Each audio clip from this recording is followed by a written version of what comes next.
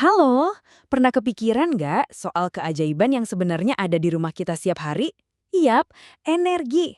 Ada di mana-mana. Dan hari ini kita bakal bongkar rahasia transformasinya yang wah, luar biasa. Oke, kita langsung aja ya. Coba deh bayangin listrik itu kayak pesulap super canggih. Dia masuk ke alat-alat di rumah kita, terus jreng-jreng. Tiba-tiba dia berubah jadi sesuatu yang beda banget. Penasaran kan gimana caranya? Yuk, kita mulai.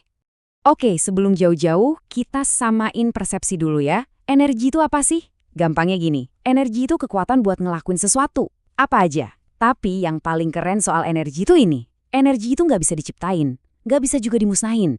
Dia cuma bisa berubah bentuk. Nah, perubahan bentuk inilah yang namanya transformasi energi. Ini nih inti dari obrolan kita hari ini.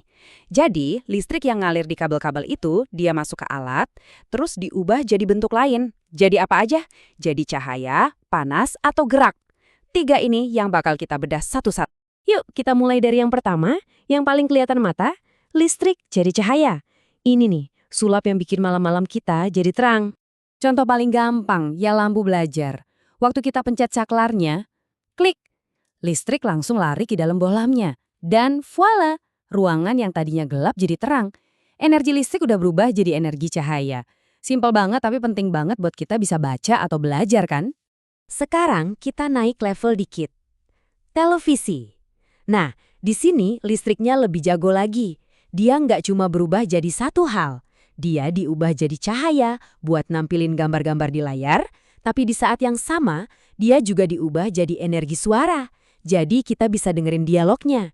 Keren kan? Satu input listrik bisa jadi dua output energi yang beda. Oke, beres soal cahaya, sekarang kita pindah ke transformasi kedua. Ternyata listrik itu nggak cuma bisa bikin terang, tapi juga bisa bikin panas. Yuk kita lihat gimana ceritanya listrik bisa berubah jadi panas.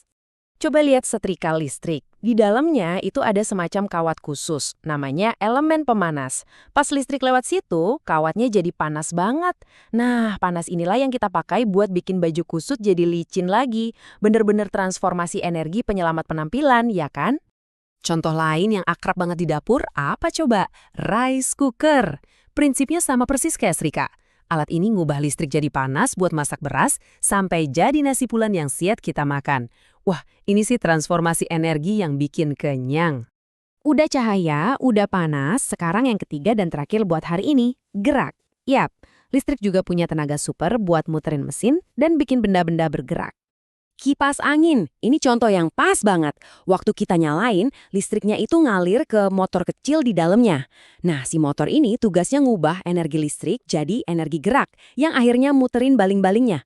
Hasilnya, angin sepoi-sepoi yang bikin adem pas lagi gerah. Kalau blender gimana? Sama juga, tapi tenaganya lebih nendang. Listriknya itu muterin pisau-pisau kecil di dalamnya dengan super kenceng. Saking kencengnya, buah yang keras aja bisa jadi jus yang lembut. Ini bener-bener nunjukin gimana kuatnya energi gerak dari listrik. Oke, sekarang giliran kalian. Waktunya kuis singkat. Coba pikirin deh, pengering rambut atau hair dryer, transformasi energi apa yang terjadi di situ? A. Listrik jadi dingin. B. Listrik jadi panas dan gerak. Atau C. Listrik jadi cahaya. Gimana, udah dapet jawabannya? Yap, bener banget jawabannya B. Hair dryer itu pakai listrik buat dua hal sekaligus. Manasin elemen pemanasnya, plus muterin kipas buat niupin udara panasnya. Jadi, dia gabungan dari dua transformasi. Nah, setelah kita tahu semua transformasi keren ini, ada satu hal lagi yang super penting. Paham soal energi, artinya kita juga punya tanggung jawab. Tanggung jawab buat apa? Buat pakainya dengan bijak. Poin pertama dan paling utama, keamanan. Listrik itu teman baik kita, tapi kalau kita teledor, dia bisa bahaya banget. Ingat ya, ini aturan wajib.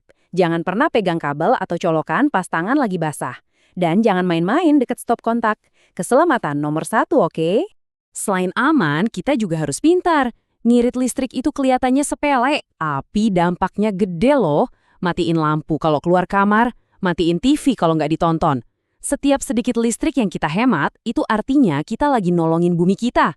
Ini dia cara jadi pahlawan energi yang sebenarnya. Jadi, kita ulang sedikit ya rangkumannya. Energi listrik masuk, terus dia bisa berubah jadi energi cahaya, contohnya di lampu. Bisa juga jadi energi panas, kayak di setrika, atau jadi energi gerak, contohnya di kipas angin. Gampang kan sebenarnya? Ingat, semua pengetahuan ini bukan cuma buat dihafalin di sekolah. Ini tuh kekuatan buat kita. Kalau kita ngerti cara kerja listrik, kita jadi lebih ngehargain dan bisa pakainya dengan lebih baik lagi. Lebih bertanggung jawab. Jadi, nanti pas kamu nyalain lampu atau bikin jus, coba deh ingat-ingat lagi soal keajaiban transformasi energi yang lagi terjadi di depan mata kamu. Terus belajar ya, pahlawan energi. Sampai ketemu lagi.